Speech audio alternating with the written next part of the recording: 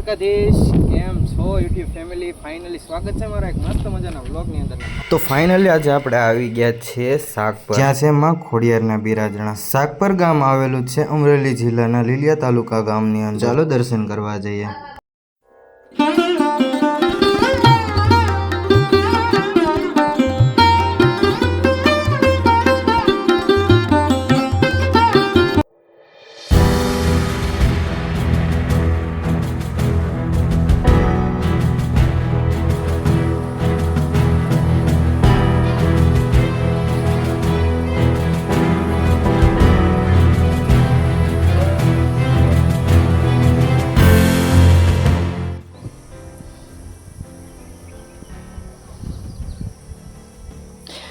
હજી તો બહુ આખું જવાનું છે.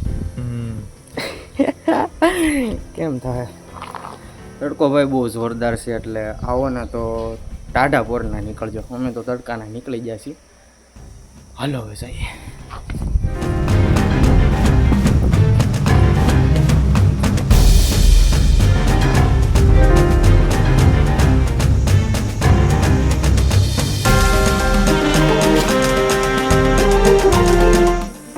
ફાઇનલી કેટલા દાદરા ચડી ને થાકી ગયા. થાક લાગ્યો ભાઈ, એપડી ફાટી રહી ભાઈ. સીધે સીધા ઊભા દાદરા હે ને આમ સામે ઉપર તમે જોઈ શકો કે આપણે પૂગવા આવ્યા. હાલો હવે પૂગી પેલા એને કરાવી દર્શન. ભાઈ આ સ્ટ્રગલ હોય છે થોડું ઘણું, જે બ્લોગર લોકોને કરવું પડે છે અને આપણે કરીએ છીએ. અહીંથી નજારો જોઈ લો ભાઈ, શું નજારો છે ભાઈ.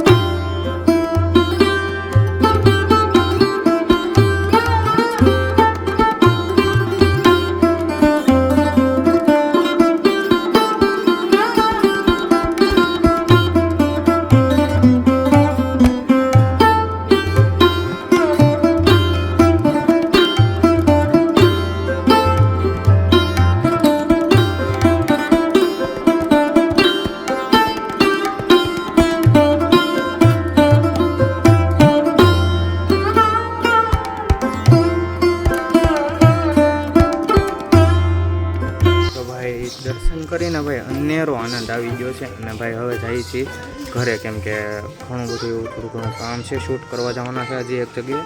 તો ચાલો મિત્રો હવે જઈએ છીએ અમે પાછા ઘરે. જો તમે પણ માતાજીના દર્શન કર્યા હોય તો એક મસ્ત મજાની જય ખોડિયારમાં કોમેન્ટ કરી નાખજો.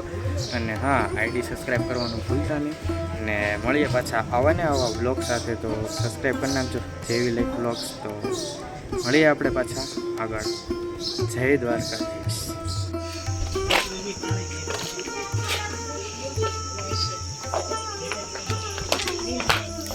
ભાઈ હવે પાછું ઉતરવાનું ટાણું થઈ ગયું છે.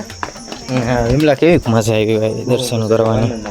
તમે ભાઈ એક વખત જરૂરથી જરૂર આવો. આપણે સાગપર અમરેલી જિલ્લામાં આવ્યું છે ભાઈ. તમે તમને પહેલાં જ કહી દીધું કે ભાઈ સાગપર આપણે આવેલું છે અમરેલી જિલ્લાના આપણે લીલિયા તાલુકાના એક ગામ છે. ત્યાં ડુંગરા ઉપર માતાજીના બિરાજણા છે આપણે. તો હાલો હવે વ્લોગ જોઈને કોઈ ને સરસ મજાની કોમેન્ટ કરી નાખો.